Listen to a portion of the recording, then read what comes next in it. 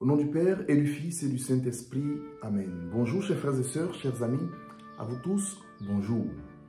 En lisant l'évangile de ce mardi de la 15e semaine du temps ordinaire, tiré de Saint Matthieu, au chapitre 11, versets 20 à 24, plusieurs questions me sont venues à l'esprit. Pourquoi sommes-nous chrétiens? Ou pour parler de façon plus générale, pourquoi devons-nous suivre une religion? À quoi sert la religion? Où nous mène la religion? Qu'est-ce que nous recherchons dans la religion? Qu'est-ce qui nous mobilise dans la foi? Qu'est-ce qui nous fait courir en fait? Pourquoi sommes-nous chrétiens, mes frères et sœurs? Dans l'évangile de ce matin, Jésus fait des réprimandes aux villes de Chorazine, Bethsaïde et Capharnaüm. Malheureuse es-tu, Chorazine, malheureuse es-tu, Bethsaïde, car si les miracles qui ont eu lieu chez vous avaient eu lieu à Tyr et à Sidon, ces villes autrefois se seraient converties en prenant le sac et la cendre. C'est pourquoi au jour du jugement, Tyr et Sidon seront jugés moins sévèrement que vous. Et toi, Capharnaüm, penses-tu être élevé jusqu'au ciel? Non, tu descendras jusqu'au séjour des morts. Des phrases assez graves qui, moi, m'amènent à m'interroger pourquoi sommes-nous chrétiens ou pourquoi suivons-nous une religion? Je comprends, chers frères et sœurs, chers amis, que la religion soit importante pour nous. C'est pourquoi elle nous mobilise, dans le cas échéant, la religion chrétienne. Pourquoi Jésus est important pour nous? Pourquoi faut-il écouter sa parole? Pourquoi faut-il pratiquer ses préceptes? Je comprends l'importance de cela. Mais ne serions-nous pas en train de faire une erreur en prenant Dieu pour une roue de rechange, un pneu secours, comme on dit habituellement? Dieu ne serait-il pas celui qui vient régler nos problèmes?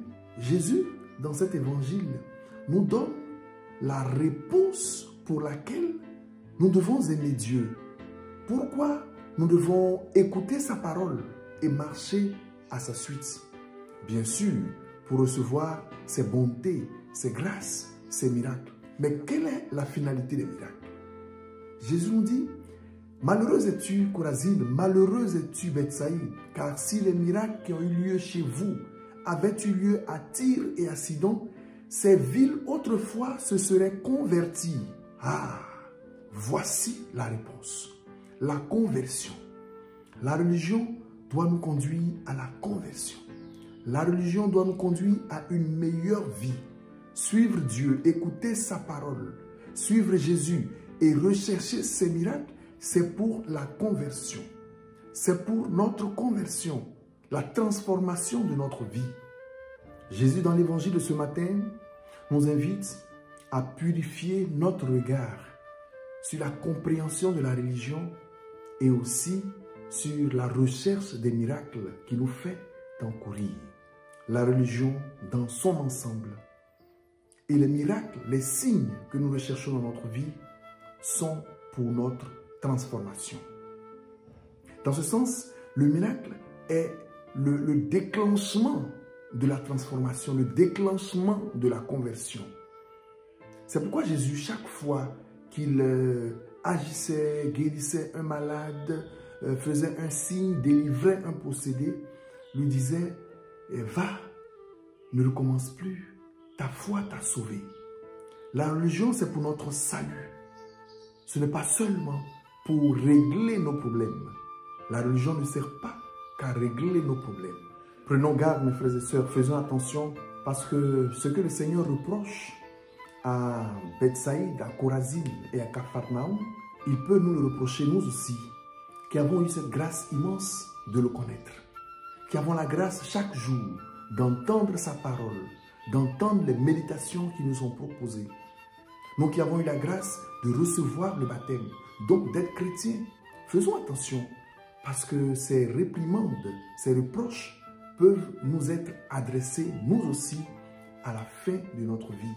Et toi, mon frère, et toi, ma sœur, si tous les miracles de ta vie avaient eu lieu pour telle personne, elle se serait convertie.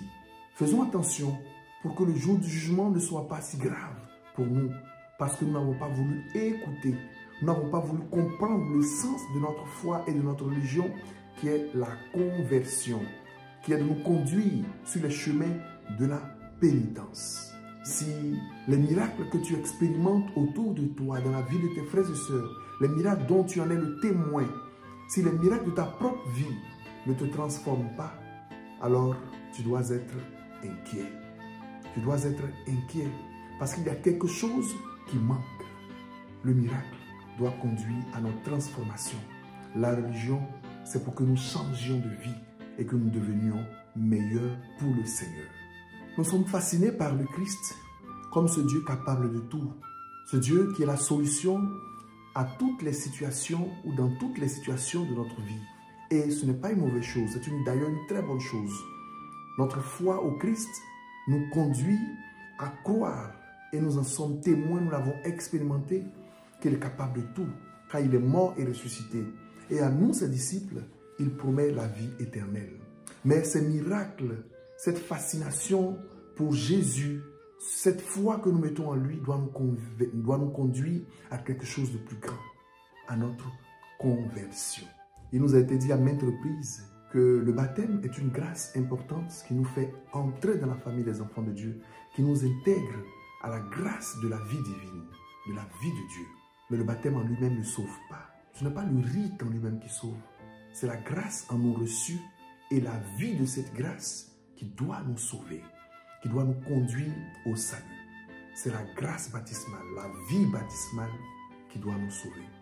Il ne suffit pas de me dire « Seigneur, Seigneur » pour entrer dans le royaume des cieux, nous dit le Seigneur Jésus-Christ. À ceux qui ont beaucoup reçu, on demandera davantage. Frères et sœurs, prenons conscience que notre vie chrétienne n'est pas une marche sans raison, une marche sans direction. Notre vie chrétienne a un sens, notre conversion, transformer notre vie, faire de nous des êtres nouveaux dans le Christ, des êtres bons et généreux les uns envers les autres, des êtres qui épousent le cœur de Dieu pour aimer tout homme. Que le Seigneur nous accorde cette grâce et ensemble disons la prière que lui-même nous a enseignée. Notre Père qui es aux cieux, que ton nom soit sanctifié, que ton règne vienne, que ta volonté soit faite sur la terre comme au ciel. Donne-nous aujourd'hui notre pain de ce jour. Pardonne nos offenses comme nous pardonnons aussi à ceux qui nous ont offensés. Ne nous laisse pas entrer en tentation, mais délivre-nous du mal.